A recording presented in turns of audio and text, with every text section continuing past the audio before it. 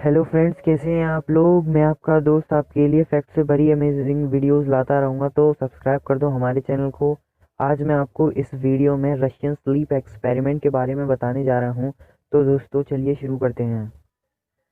क्या आपने कभी सोचा है कि अगर आपको 30 दिन बिना सोए गुजारने पड़े तो क्या होगा।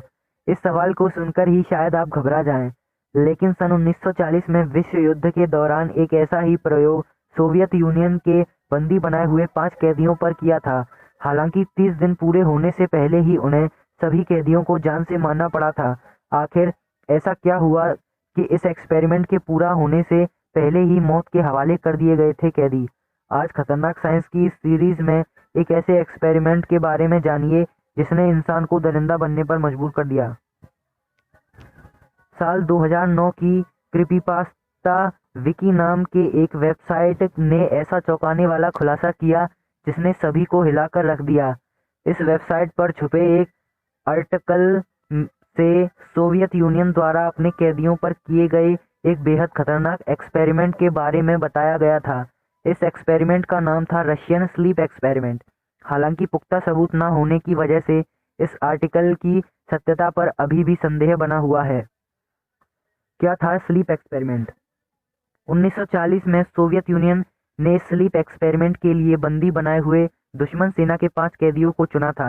इस एक्सपेरिमेंट के दौरान इन कैदियों को 30 दिनों तक एक कमरे में बंद रखा जाना था और शर्त रखी गई कि अगर ये सभी कैदी बिना सोए इस एक्सपेरिमेंट को 30 दिनों तक सफलतापूर्वक पूरा कर लेते हैं तो इन्हें आज़ाद कर दिया जाएगा।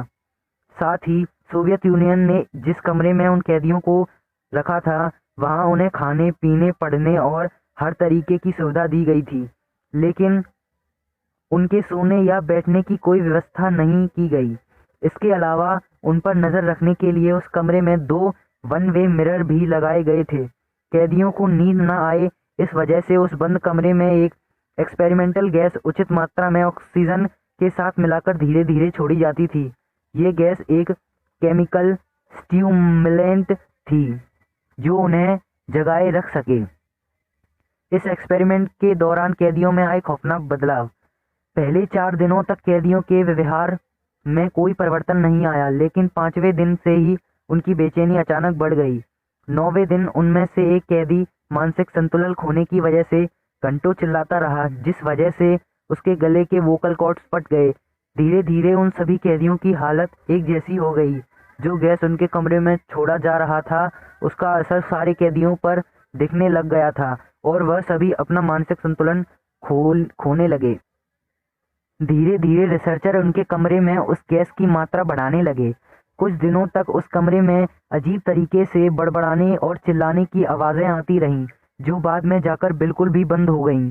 हालांकि रिसर्चर को उस कमरे में हो रहे ऑक्सीजन के प्रयोग से पता चल पा रहा था कि वो सारे कैदी अभी जिंदा हैं, लेकिन कुछ दिनों तक जब कोई भी आवाज़ उस कमरे में आनी बंद हो गई तो उन्होंने अंदर जाने का फैसला किया।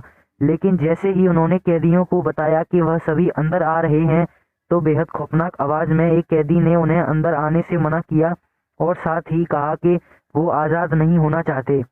इन सभी बातों को सुनकर घबराए हुए रिसर्चर जब उस कमरे में दाखिल हुए तो नज़ारा बिल्कुल रोंगटे खड़े करने वाला था।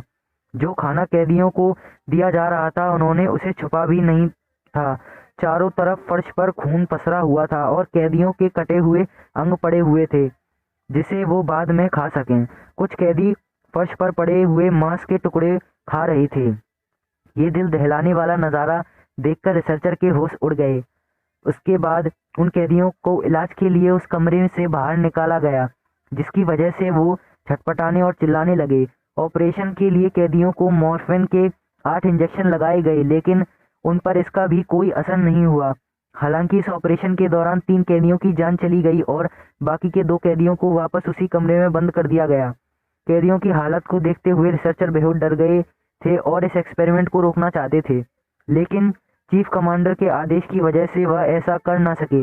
इस बार उन कैदियों को मॉनिटर करने के लिए 3 रिसर्चर को भी उनके साथ रखा गया, लेकिन उन कैदियों की हरकत की वजह से एक रिसर्चर इतना डर गया कि उसने बाकी बचे दोनों कैदियों को गोली मार दी। इस घटना के बाद इस एक्सपेरिमेंट को यहीं रोक दिया गया। कैसा हुआ इस एक्सपेरिमेंट का खुलासा।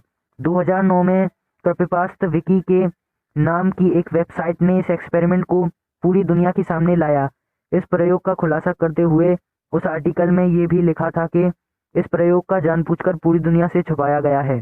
हालांकि जब इस प्रयोग के बारे में रूस से पूछा गया तो उसने ऐसे किसी प्रयोग किए जाने की बात से साफ इनकार कर दिया, जिसके बाद इस प्रयोग को वेबसाइट पर छुपा आर्टिकल की सत्यता पर सवाल खड़े हो गए।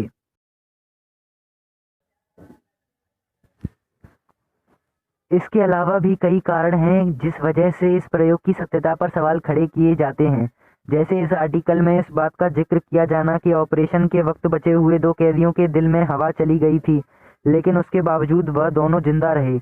ऐसा होना नामुमकिन है क्योंकि किसी भी व्यक्ति के दिल में हवा का प्रवेश जानलेवा होता है। दिल में हवा का प्रवेश होते ही व्यक्ति हार्ट अटैक से मर जाता है। दूसरा, दुनिया में अभी तक ऐसा कोई स्टिमुलेंट ड्रग नहीं बना जो किसी भी व्यक्ति के व्यवहार को इस कदर प्रभावित करे या व्यक्तित्व को इस कदर बदले। कई साल बाद तक जब इस एक्सपेरिमेंट को लेकर कोई पुख्ता सबूत नहीं मिला तो इसे किसी लेखक की कल्पना मानकर भुला दिया गया, लेकिन आज भी यह सवाल बरकरार है कि क्या ये खौफनाक एक्सपेरिमेंट सचमुच किसी लेखक की कल्पना थी या इंसानियत को हिलाने वाला एक कड़वा सच।